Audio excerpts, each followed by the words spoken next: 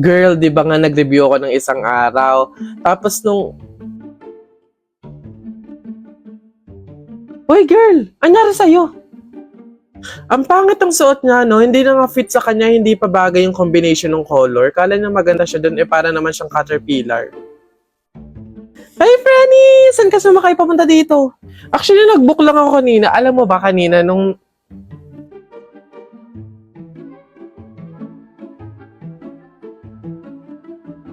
Uy, bakit? Bulag ba yung lalaki? Mano man lang pumili siya ng bagay sa face niya, mukha kayang manang yung jowa niya. Hindi sila bagay. In fairness, girl, ang ganda nga dito, shocks. Nakita ko lang to sa post eh. Parang hindi naman yung kape nga nila ang tapang na antamis tapos yung tinapay nila parang hindi na pinapalitan. Sana pumunta na lang ako ng Lamay doon kasi libre na tapos same lang naman halos yung sineserve doon sa Lamay tsaka dito. Severe na yung pagka-honesty mo, no? Gagi mga pare, gutom na ako ha. Tara sa BGC, restaurant tayo ha mga tol. Tara. Uy gagi, same pare, yung stomach ko, it's hurt pare. I'm gonna die. Tara na, kain na tayo. Dito, ano ba mga pare? Good day mga sir, can I have your order please? Ano na lang, 3 hamburger, 3 spaghetti, isang pizza, tsaka 3 halo-halo. Ang dami yung order mga sir ha.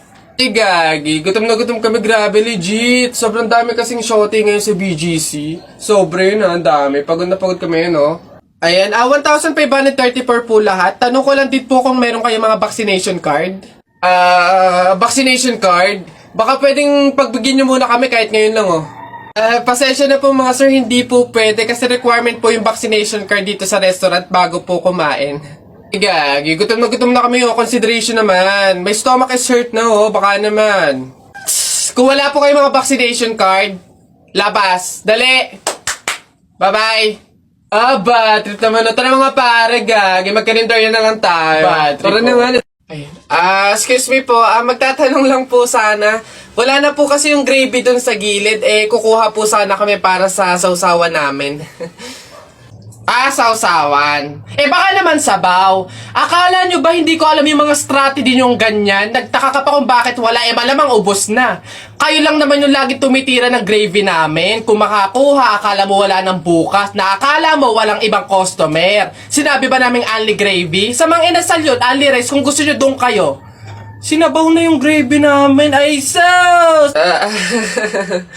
Akin na yung bag mo. Kala mo hindi ko alam to, ha? Magdadala kayo ng lagayan para ano? Para refill. Para bukod sa madami kayong nakain ditong gravy, may makakain din kayo pag uwi nyo. Kala nyo hindi ko alam yung mga ganyan-ganyan. Ano? Sarap na sarap kayo sa gravy namin? Harina lang naman kala mo. Ito toyo. Mas masarap to. Ito gawin yung sausawan. Walang gravy.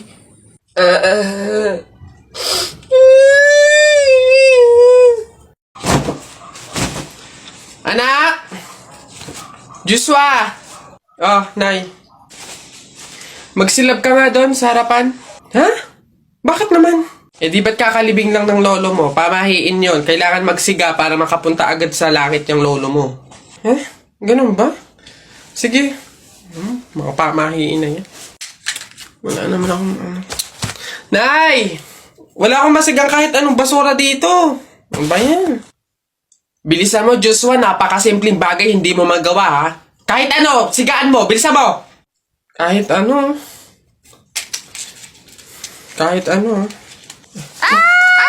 Bilis. Ba't natakbo? Nako, Aling Lourdes! Yung anak niyo po, sinunog yung bayan. Diyos ko po. Tinamaan kang magaling na bata ka. Ba't sila nagtatakbo ba? Okay naman ngayon. Pamahiin, di ba? Kailangan sundin yon. Okay naman nga to.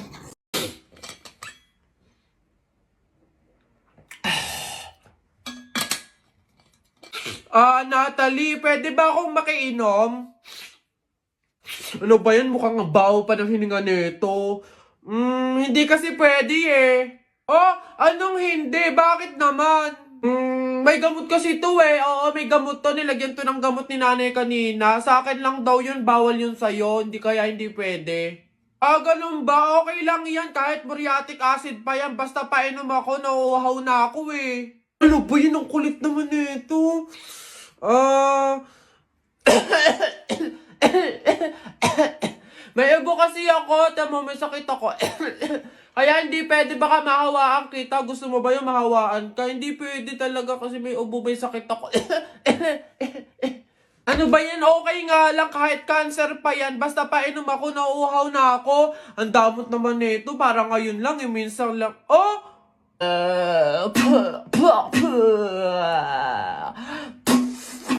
Tara, buhatin na natin yung kabaong. Ay, teka. Kamag-anak kayo, di ba? Oh, hindi pwede. Pamahiin yon. Bawal magbuhat ng kabaong ang kamag-anak. Yung iba na lang. Kayo na lang magbuhat dito. Ikaw, yan, kayo. Ay, kami po? Ay, hindi po. Kamag-anak po ako. Pamangkin po ako niyan. Ay, ako rin po hindi kasi ninang ko po yan eh. Kamag-anak din po ako kasi kapatid po yan ni Papa. Ganun ba? Kayo. Kamag-anak ba kayo? Kayo na lang magbuhat nito, sige. Ay, kamag-anak ko din po. Tita ko po kasi yan eh. Ako naman kapatid. Lalo na po ako po yung anak eh. Siya. Paano yan? Wala tayong magagawa. Kailangan sundin yung pamahiin talaga. Siguro, iwan nyo na lang yan dyan. May magbubuhat naman siguro kusa yan. Iwanan nyo na yan dyan. Ayaw nga po, dapat talaga sundin yung pamahiin. Baka kasi may mangyari pang masama. Sige po, iwan na lang po natin. Tara na. Bye, Nay. Bye, Tita. La. Ah! Hala!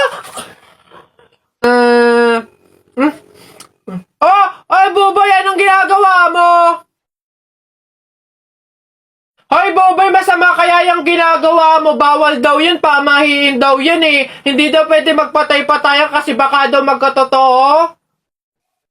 Tumigil ka nga dyan, Jepoy! Ang ingay-ingay mo eh. Paano hindi ako magpapatay-patayan? Eh, may zombie, Jepoy, oh, ayun oh! Oo nga, zombie to! Ang pangit-pangit pa, mukha pang mabaho! Ay, wow, bastusan! Kayo mga bata pa kayo, mga judger na kayo, ha? Pulubi ako, hindi ako zombie. Ay, di sorry po! Huwag niyo ako idamay sa kung ano-ano nilalaro niyo dyan. Nagkakalakal ako dito eh. Baka ito ang zombie.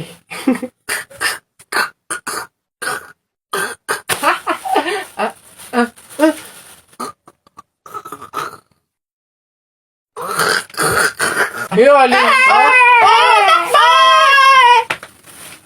Hello, Beb? Uy, napatawag ka. Imiss na kasi kita eh. Labas naman tayo today. Libre ko. G? Ay, wala akong time sa mga ganyan-ganyan ngayon eh. Busy kasi ako. Daming work, gawain sa bahay. Next time na lang siguro. Hala, Beb, okay lang. Sige, next time na lang. Naiintindihan ko naman eh. Take your time, Beb ah. Gawin mo muna yung mga importanteng bagay na kailangan mong gawin. Thank you, Beb. See you soon. Uy, may story siya, oh. Siguro sobrang busy talaga ng friend ko na to.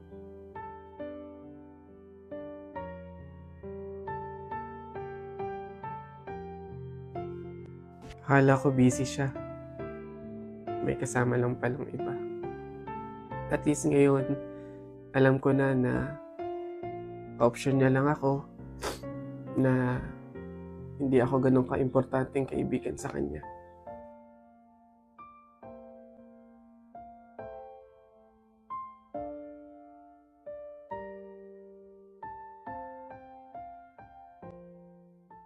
Buti naman anak, makakalipat na tayo ng bahay. Ay, so nga Nay, buti na lang makakalipat na tayo sa mas maayos na bahay. Pero may tanong ako, bakit ang daming nagsasabi na pamahiin daw kapag daw lilipat ng bahay at paalis na, wag na daw lilingon dun sa bahay na yun kasi may mangyayari daw masama?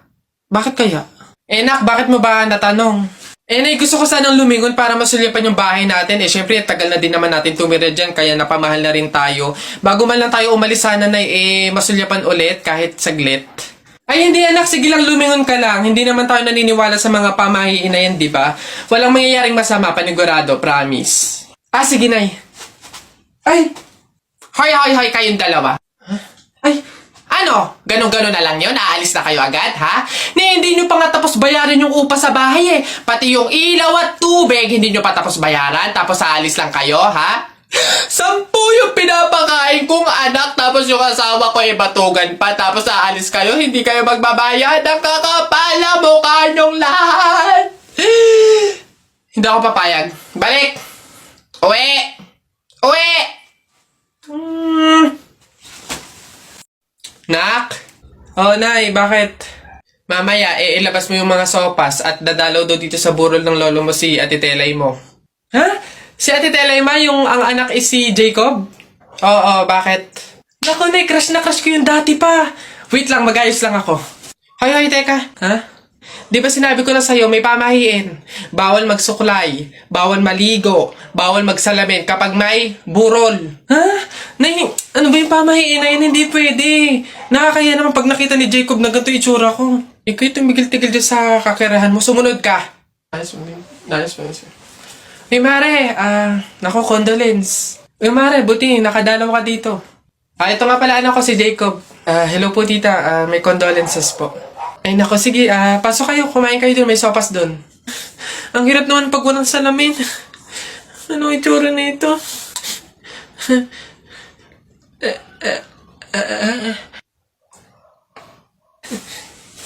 Hi, Jacob. Hi. Lintik na pamahiin na yan. Ay! Diyos ko! Sabaw na naman to, panigurado. Wala na nga sabaw, hingi pa ng hingi. Tignan natin ngayon. Hello, sir, again and again and again and again. Ito na po sabaw nyo. Yan. Oh, sarap niyan. Salamat.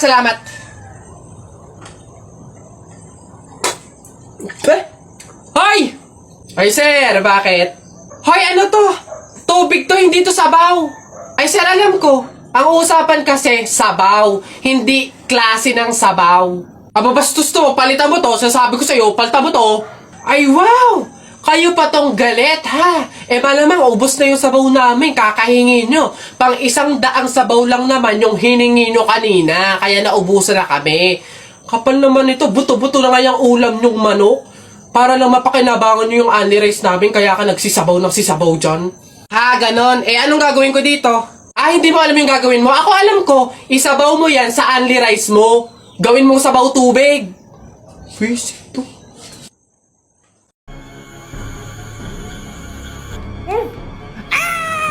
Wala ka ng takbo! Okay naman ang mga to. Bagal mo! Horror movie na to. Bata lang matatakot dito eh. Takbo! Kaya ako. Ma! Nagtitisis nga lang kami. Ha? Wait ba, hindi kita marinig? Ha? Yes, ang iingay naman ng mga Ano to. yan? Wait. Uy, huwag kayong maingay. Baka marinig tayo. Ha? Ayun na! Ayun na!